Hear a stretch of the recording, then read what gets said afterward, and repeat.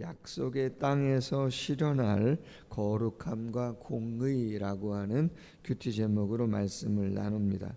한 두 가지 정도로 나누려고 하는데요.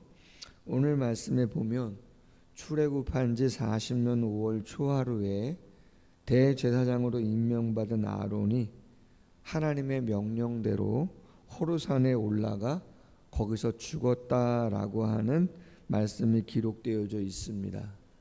죽었을 때의 나이는 123세다라고 하는 거죠.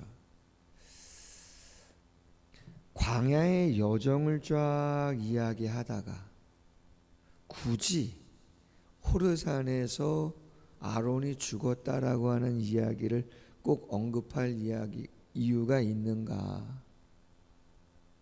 여러분, 뒤에 큐티 본문 해설에 보면 이런 이야기가 있습니다. 모세가 출애굽 여정을 회고하며 아론의 죽음을 언급한 것은 이유가 뭐냐?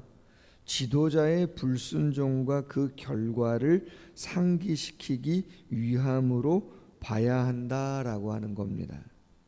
이스라엘은 광야에서 하나님을 신뢰하지 못하고 때때로 불순종했다라고 하는 것이죠. 하나님은 자기 백성을 징계하시면서도 애굽에서부터 모압 평지에 이르기까지 구름 기둥, 불 기둥 신실하게 그들을 인도하셨다.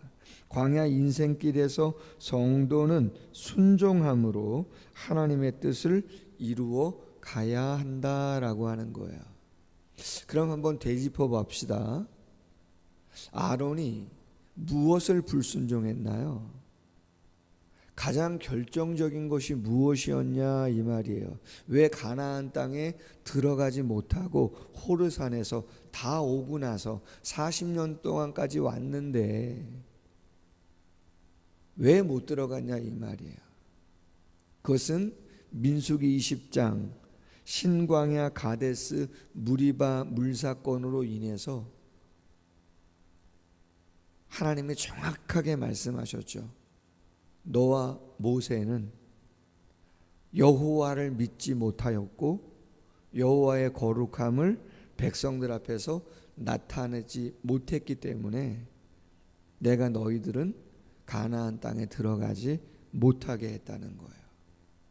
그럼 결정적인 무엇을 믿지 못했다는 말인가? 생각한 거죠. 바뀌지 않는구나 이들. 물이 없다고 또 불평하는구나. 그동안 참고 인내하고 끌고 왔는데 참 한심하다. 소망이 없다. 안 되겠구나. 그래서 모세도 아론도 어떤 의미에서는 포기하죠. 니네들 이래가지고 안 된다. 포기합니다. 믿음이 없다는 것은 하나님이 그럼에도 불구하고 이스라엘 백성들을 가나안 땅까지 들여보낼 것이고 정복하게 할 것이고 땅을 분배하고 제사장 나라로 새로운 하나님의 나라와 백성으로 삼으셔서 그들을 축복하시고 인도할 것이라고 하는 하나님의 계획을 그들은 믿지 않았다 이 말이에요. 믿지 못했다. 포기했다. 어쩌면 저 같은 리더에게, 여기 계신 성도님들에게 삶 속에서 그런 영역과 그런 사람들은 얼마든지 많을 수 있습니다. 여러분, 설교를 한두 번 합니까? 어제 저녁에도 했잖아요. 오늘 아침에도 하고 내일도 할 것이고 주일도 할 것이고 그 다음 주엔 산상기도 가서도 할 것이고 구역예배에서도 할 것이고 끊임없이 하지 않습니까? 요새는 유튜브만 틀어보면은요, 한국교회 내놓으라 하는 목사님들의 설교는 얼마든지 다 들을 수 있습니다. TV만 켜도 채널만 돌리면 이 방송 저 방송 수많은 방송이 실시간으로 나옵니다. 한국에 내놓으라 하는 교회의 예배 실시간 중계가 TV에서 나옵니다. 중요한 건 뭡니까? 내가 안 바뀌는 것이죠. 내가 안 바뀌는 것입니다. 다른 사람 용서 안 합니다.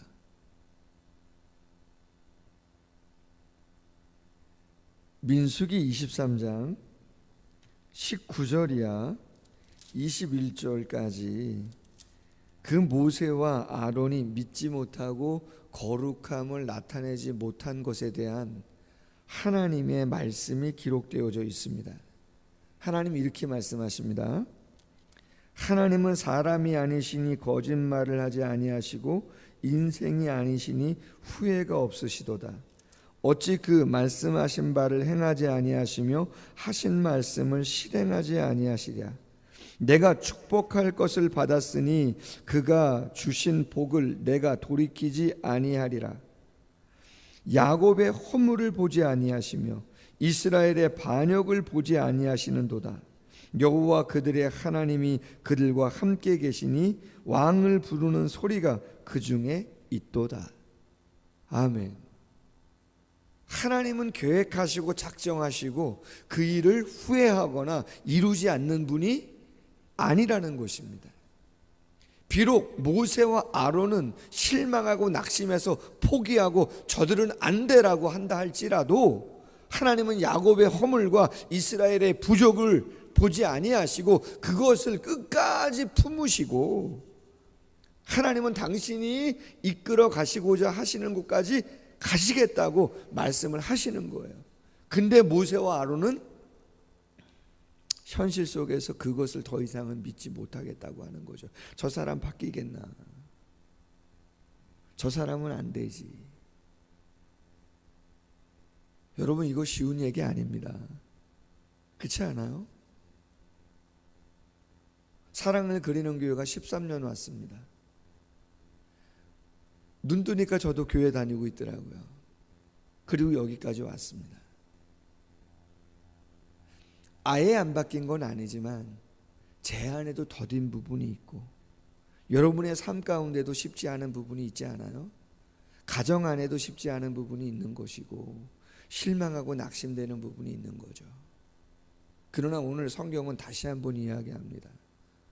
그래도 믿음을 잃어버리면 안 되고 거룩을 잃어버리면 안 되고 하나님이 하시고자 하시는 거 하나님이 이루신다고 믿고 우리는 철저히 순종하는 것밖에는 없는 거라는 거예요. 실망도 삼켜야 되고 낙심도 삼켜야 되고 더딘 것도 삼켜야 되고 신앙생활은 어려운 거다. 왜? 그만한 값어치가 예수의 피와 그의 부활로서 영원한 생명으로서 우리에게 주어졌기에 우리는 신앙의 고백을 하잖아요. 퀴리오스, 당신은 우리의 주인입니다. 나는 당신의 종입니다. 당신의 소유입니다. 그게 우리의 신앙의 고백이라면 믿어지든 안 믿어지든 끝까지 그 믿음을 붙잡고 믿음 달라고 인내할 수 있도록 이 공동체에 대해서 저 영혼에 대해서 아론이 왜 호르산에서 광야 40년 5월달 다 보내고 나서 거기서 죽었는가? 왜 그것을 언급하고 있는가? 강조인 것이죠. 이제 가나안 땅에 들어가야 되기 때문에 절대로 하나님이 하시고자 하시는 일에 대해서 불신앙 갖지 말아라. 여리고가 있든지 요단강이 있든지 뭐가 있든지 절대 믿음, 절대 순종. 여러분 끊임없이 강조합니다. 끊임없이 강조하는 것은 절대 믿음, 절대 순종. 왜? 그게 안 되니까 강조하는 거예요. 잘 되면 왜 강조합니까? 중요하니까 강조하겠지만 잘 안 되니까. 왜 성경에 두려워 말라라고 하는 그 표현이 제가 세보진 않았지만 학자들이 이야기하는 게 몇 번 나온다고요? 365번 정도 나온다 그러잖아요. 1년에 한 번씩. 그렇게 많이 두려워하지 말라 두려워하지 말라 끊임없이 이야기하는 이유가 뭡니까? 두려워할 수밖에 없는 상황이 우리의 삶에 그렇게 많이 있다 보니 끊임없이 하나님이 이스라엘 백성들에게 리더들에게 하는 이야기가 두려워하지 말라는 거죠. 강하고 담대하라 끊임없이 이야기하는 이유는 삶의 정황이 두려워 안 할 수가 없다 보니 낙심하지 아니할 수 없다 보니 끊임없이 두려워하지 말라는 말씀을 하시는 거죠. 왜 절대 믿음 갖고 왜 절대 순종을 강조하느냐? 도저히 믿을 수 없는 상황과 도저히 순종할 수 없는 상황이 우리의 삶 가운데 늘 놓이다 보니 하나님이 끊임없이 강조하는 것이 그럼에도 불구하고 계산을 해야 될 수밖에 없지만 계산만 하지 말아라. 맡기고 믿고 순종해라 이야기하는 거죠. 두 번째는 오늘 50절 이하에 보면 하나님께서 말씀하시는 겁니다. 모세를 통해서 미리 말씀합니다. 너희가 이제 가나안 땅에 들어가게 되면 뭘 어떻게 해야 되느냐? 분명히 전쟁이지만 정복을 위해선 전쟁해야 될 거 아닙니까? 가나안에 벌써 토착민들, 원주민들이 7족속이 있거든요. 그들을 몰아내야 그 땅을 차지하고 분배하고 새 나라를 이루어서 가는 것이기 때문에 전쟁은 필연입니다. 그런데 가나안 땅의 전쟁은 군사적인 전쟁만을 이야기하지 않는다는 것을 오늘 본문이 정확하게 이야기하는 거예요. 오늘 본문 가나안 땅에 들어가서 뭐 하라는 거예요? 원주민을 완전히 다 몰아내라, 진멸해라 그 말이에요. 뿐만 아니라 거기에 있는 모든 우상들, 신상들 다 깨트리고 부숴버려라. 남겨두면 절대 안 된다는 거 아니에요. 오늘 52절 그 땅의 원주민을 너희 앞에 다 몰아내고 그 새긴 석상과 부어 만든 우상을 다 깨트리며 산당을 다 헐고 그 땅을 점령하여 거기 거주하라. 만약에 그렇게 하지 않으면 어떤 일이 벌어지느냐? 55절 너희가 만일 그 땅의 원주민을 너희 앞에서 몰아내지 아니하면 너희가 남겨준 자들이 너희의 눈에 가시와 너희의 옆구리에 찌르는 것이 되어 너희가 거주하는 땅에서 너희를 괴롭게 할 것이요. 더 무서운 거는 마지막 절이에요. 나는 그들에게 행하기로 생각한 것을 너희에게 행할 것이라. 무슨 말이에요? 가나안 땅에 하나님이 저주를 퍼붓고 그들을 멸하겠다고 작정하셨는데 만약에 이스라엘 백성들이 하나님의 말씀을 듣지 않으면 그 저주와 그 진노를 누구에게 쏟겠다는 거예요? 그렇죠. 이스라엘 백성들에게. 이걸 다른 표현으로 하면 하나님이 복을 주시겠다고 작정을 했는데 그 복을 온전히 받는 그릇으로 준비되지 않으면 그 복은 저주로 바뀐다는 거예요. 관리 잘하라 이 말인 거죠. 물질의 복을 주십니다. 건강의 복을 주십니다. 사람의 복을 주십니다. 어떤 재능의 복을 주셨어요. 근데 그것이 복인 줄 알고 하나님께 영광 돌리고 기쁨과 감사 속에서 하나님과 영적인 관계를 온전히 하면서 그렇게 나아가면 그 자체가 축복이 되고 은혜인 건데 만약에 그것을 하나님이 주신 것임에도 불구하고 온전히 하나님의 영광을 드러내지 못하고 감사로 나아가지 못하고 자만하거나 교만하거나 하나님이 원하는 대로 사용하지 못하면 그 감사가 저주가 된다. 여러분 이거 되게 무서운 이야기고 정말 중요한 이야기입니다. 목회하면서 경험했던 것 중에 이런 게 되게 많아요. 감사가 저주가 되는 것. 내가 자랑했던 것이 정말 원망과 탄식으로 바뀌어지는 것들이 얼마나 많은지 몰라요. 자식 자랑하다가 자식으로 마음고생하는 분들, 직장 잘 됐다고 자랑하다가 그 직장 때문에 마음 아파하는 분들, 너무 중요한 이야기다. 묵상 에세이 나누고 마칩니다. 끊임없는 영적 전투의 중요성, 이규원 목사님 이야기인데요.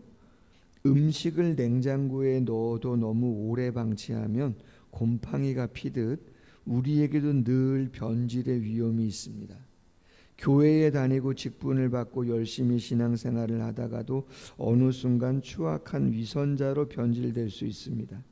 더 큰 문제는 그렇게 변질된 것도 모른 채 살아가는 성도가 많다는 것입니다. 그러므로 우리는 거룩하게 살기 위해 끊임없이 정화 작업을 해야 합니다. 지금은 노골적인 박해가 없는 시대입니다. 그러나 편하게 살다 보면 신앙은 금방 해이해집니다. 하나님과의 관계가 시큰둥해지고 형식적으로 예배를 드립니다. 마음에도 없는 헌금과 봉사를 합니다. 그러다가 하나님은 안중에도 없고 종교적 습관만 남고 자아의 왕국만 커집니다. 종교적인 문화생활과 참된 신앙생활은 다릅니다. 영혼이 무뎌져 죄와 싸우기를 포기하고 껍데기만 산다면 그것은 결국 고난을 자초하는 것입니다. 주님이 오시면 껍데기는 불 속에 들어갑니다. 하나님이 깊이 다루시려는 죄가 무엇인지 인식하고 피 흘리기까지 그 죄와 싸워야 합니다. 그럴 때 하나님이 살려주십니다. 새롭게 시작하도록 인도하십시오. 정화는 한 번으로 끝나지 않습니다. 그러므로 끊임없이 영적 전투를 해야 합니다. 돌이켜야 할 것이 무엇인지, 솎아내고 멸절해야 할 것이 무엇인지 정확하게 발견하십시오. 그럴 때 돌이켜서 사는 은혜를 경험할 수 있습니다. 신명기 8장 11절로 20절, 신명기 8장 11절로 20절. 시간이 많이 갔어요. 신명기 8장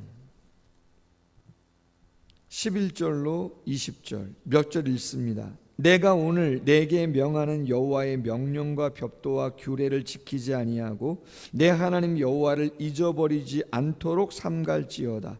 내가 먹어서 배부르고 아름다운 집을 짓고 거주하게 되고 또 내 소와 양이 번성하며 내 은금이 증식되며 내 소유가 다 풍성하게 될 때에 내 마음이 교만하여 내 하나님 여호와를 잊어버릴까 염려하노라. 여호와는 너를 애굽 땅 종되었던 집에서 이끌어내시고 너를 인도하여 그 광대하고 위험한 광야 곧 불뱀과 전갈이 있고 물이 없는 간조한 땅을 지나게 하셨으며 또 너를 위하여 단단한 반석에서 물을 내셨으며 내 조상들도 알지 못하던 만나를 광야에서 내게 먹이셨나니 이는 다 너를 낮추시며 너를 시험하사 마침내 내게 복을 주려 하심이었느니라.